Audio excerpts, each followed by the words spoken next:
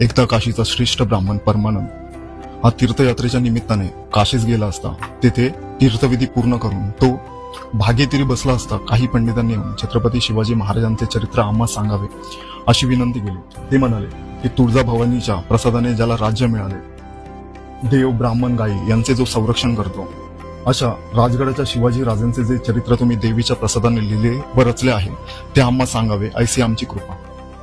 तेव्हा कवींद्र परमानंद म्हणाले की नारायण रूपी हा शिवाजी राजा एकदा मला म्हणाला, मालोजी पासून प्रारंभ करून मी आतापर्यंत जी जी कृत्ये केली आहेत ती सर्व वर्णन करा।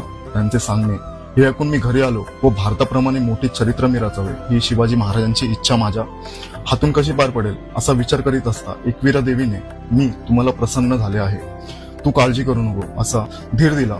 तेव्हा मला उत्साह वाटून हा इतिहास मी लिहिला। यात शंभू महादेव, तुळजाभवानी, 4 पुरुषार्थ तीर्थे, शिवाजी महाराजांची यवनांशी झालेली युद्धे, देव ब्राह्मण गायी यांचा महिमा, अनेक राजांची चरित्रे, हत्ती घोडे दुर्ग यांची वर्णने, आम्ही शाश्वत राजनीती इत्यादी विषय आले आहेत। तेव्हा हे चरित्र तुम्ही एकाग्रतेने ऐकावे।